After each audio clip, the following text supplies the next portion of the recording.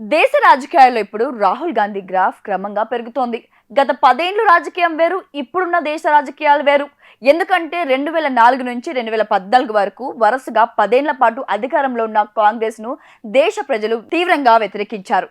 2014లో NDA కూటమికి అధికారం కట్టబెట్టారు. నరేంద్ర మోదీ ప్రధాని అయిన తర్వాత కాంగ్రెస్ మొత్తం కుదిలైపోయింది. ఓ రకంగా కాంగ్రెస్ అడ్రస్ గల్లంతయ్యే పరిస్థితి వచ్చింది.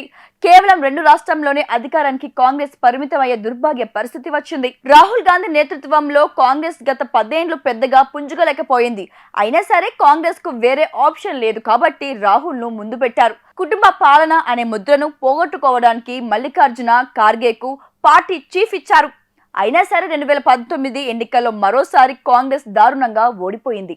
దాంతో మోదీ మరింత బలమైన నాయకుడిగా మారిపోయాడు. 2014 నుంచి 2024 వరకు మోడీని ఢీకొట్టే నాయకుడే దేశంలో లేడు అనేంతగా ప్రచారం జరిగింది. కానీ 10 ఏళ్లు ఎన్డీఏ పాలన చూసిన ప్రజలు కాంగ్రెస్ కు కూడా ఒక ఛాన్స్ ఇవ్వాలి అనుకున్నారేమో. అందుకే మొన్నటి 2024 ఎన్నికల్లో ఇండియా కూటమికి భారీగా సీట్లు ఇచ్చారు. ఎన్డీఏ కూటమికి చాలా స్థానాలు తగ్గిపోయాయి. దాంతో అందరి చూపు రాహుల్ గాంధీ మీద పడింది. దాన్ని నిలబెట్టేందుకు రాహుల్ కూడా పార్లమెంట్లో బలంగా పోరాడుతున్నారు. మతపరమైన రాజకీయాలను మతంతోనే తిప్పికొట్టేందుకు ప్రయత్నిస్తున్నారు. దీంతో ఇప్పుడు మోడీ కంటే కూడా రాహుల్ గాంధీ హైలైట్ అవుతున్నారు. వచ్చే 2029 ఎన్నికల్లో ఎన్డీఏ కూటమి మోడీ బొమ్మ పెట్టుకొని ప్రచారం చేసే అవకాశం ఉండదు. ఎందుకంటే ఇప్పటికే మోడీ హవా చాలా తగ్గిపోతుంది. ఇటు ఇండియా కూటమికి రాహుల్ గాంధీ బొమ్మ పెట్టుకోవడం తప్ప వేరే మార్గం లేదు. కాబట్టి ఈ 5 ఏళ్లు గట్టిగా రాహుల్ తన వాయిస్ ను వినిపిస్తే మాత్రం కాంగ్రెస్ కు పూర్వ వైభవం ఖాయం కావచ్చు. అలా కాకపోయినా ఇండియా కూటమి అధికారంలోకి వచ్చి రాహుల్ గాంధీకి ప్రధానమంత్రి అయ్యే ఛాన్స్ వస్తుంది.